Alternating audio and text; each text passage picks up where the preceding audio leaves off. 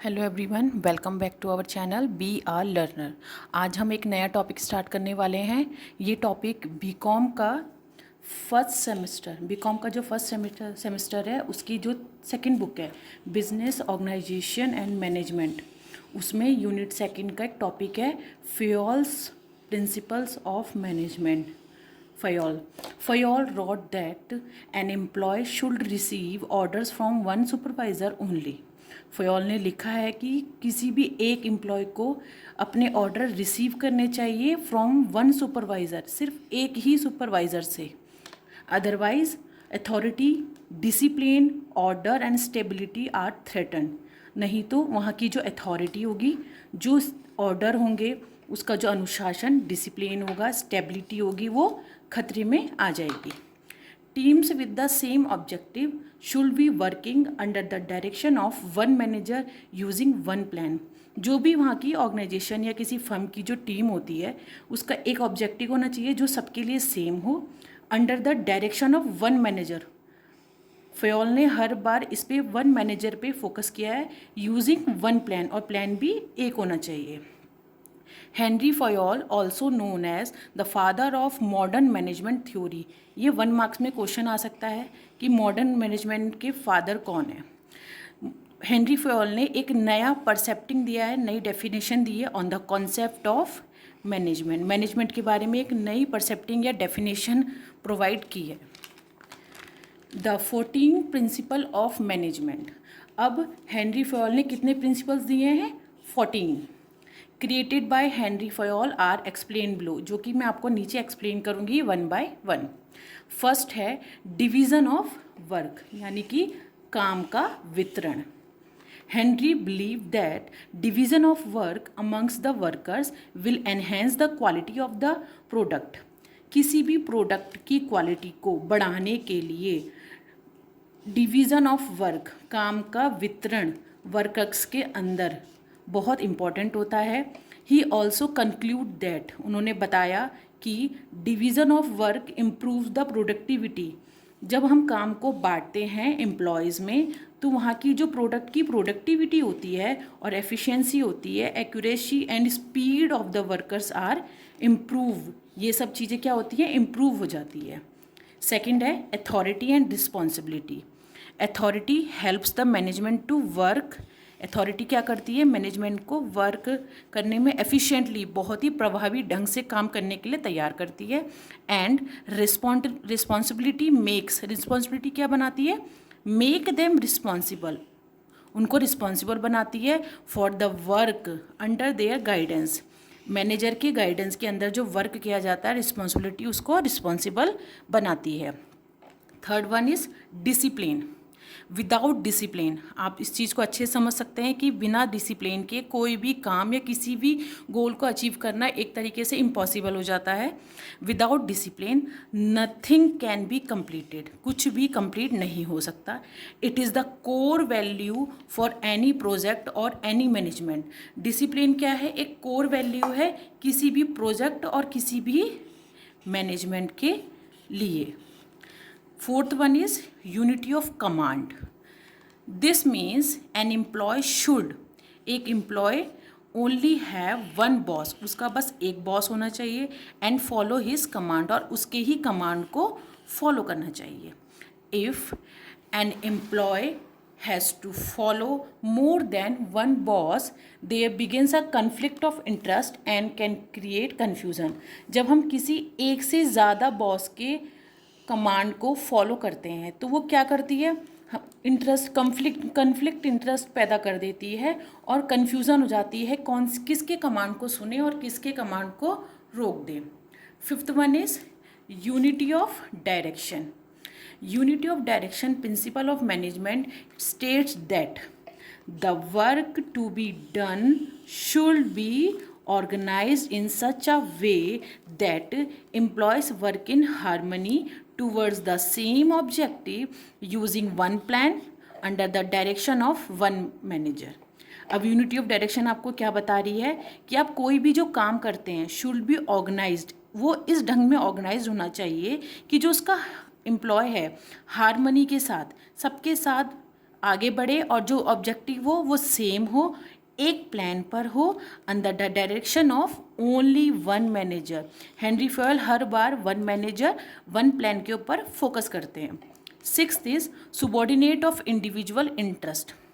Subordinate of individual interest, principle of management by Henry Fayol states that the company's interest is superior, किसी भी company का interest सबसे ऊपर है, to an employee's interest, employee के interest से भी ऊपर।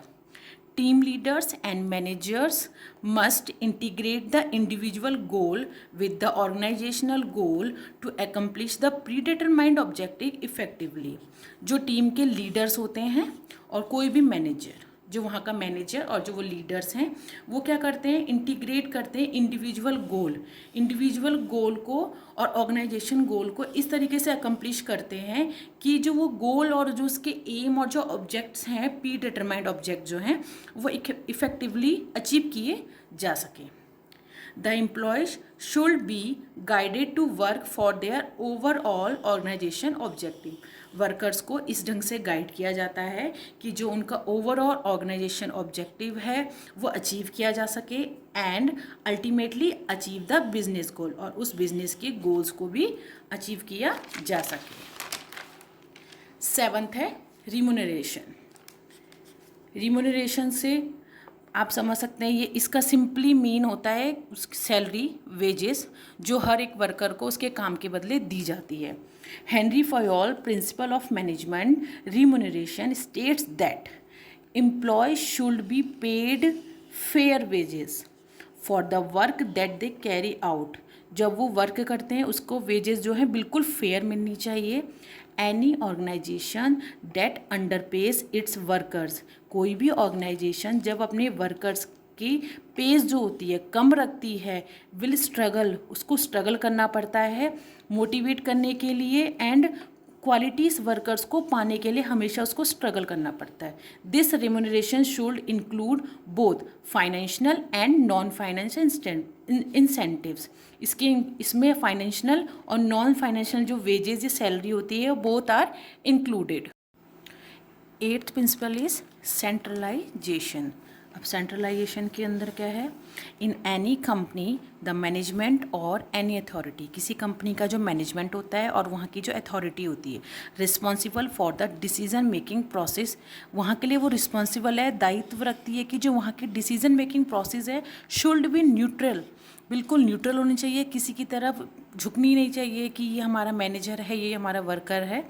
This depends on the size of an organisation, ये जो न्यूट्रल प्रोसेस है वो ऑर्गेनाइजेशन के साइज़ के ऊपर डिपेंड करती है। Henri Fayol stressed on the point that there should be a balance. Henri Fayol ने क्या बोला है कि एक बैलेंस होना चाहिए between hierarchy and division of the power और हायरार्की में बैलेंस होना चाहिए। Ninth principle is scalar chain. अब स्केलर चेन में क्या है, Henri Fayol principle of management scalar chain refers to a chain of communication.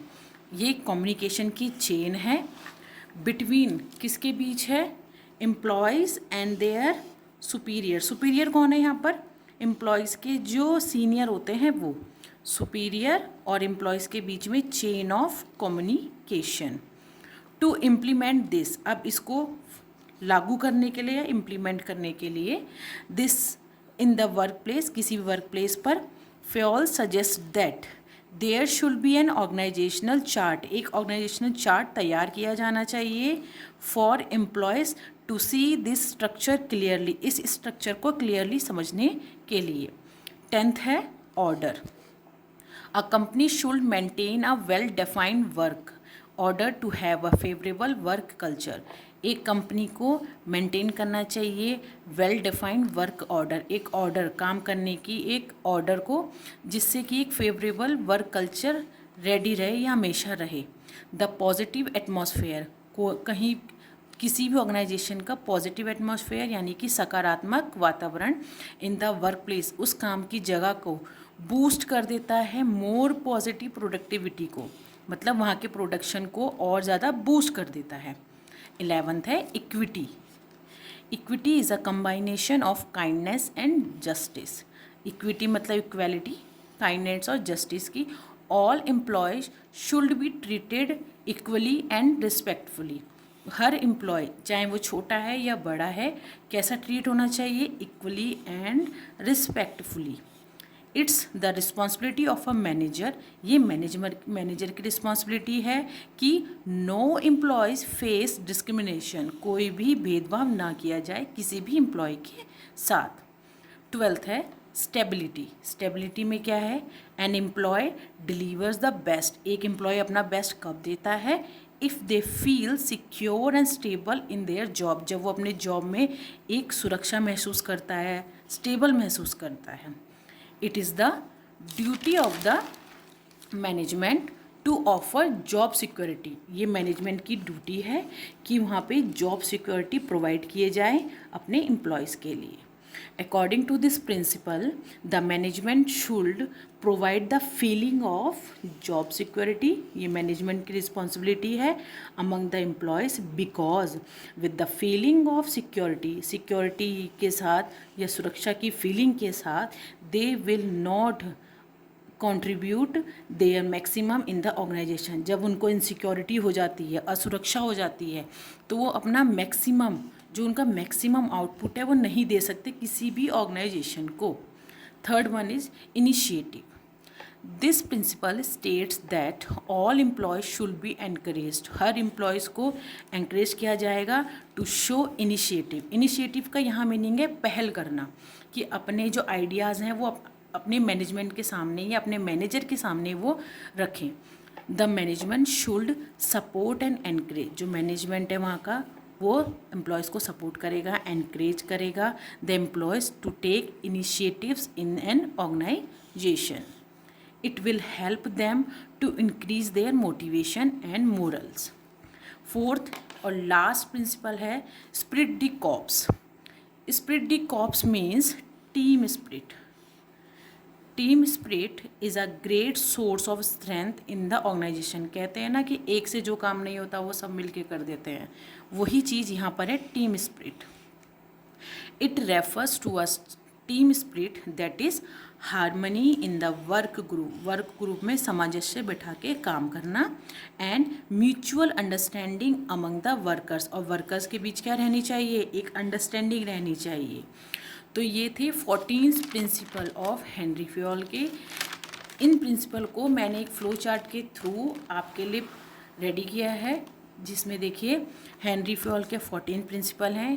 First है division of work, second one is authority and responsibility, third discipline, fourth unity, fifth unity of direction, six subordinate of individual interest, seventh remuneration, 8th centralization, scalar chain, 10 order, 11th equity, 12th stability, 13 initiative and last one is spread the corps।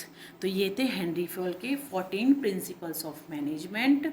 आज का video बस इतना ही। आपको video अच्छा लगा तो like share and subscribe कीजिएगा and hit the bell icon, जो नेक्स्ट वीडियो के लिए आपको नोटिफिकेशन अलाउ करेगा। तो आज के लिए थैंक यू।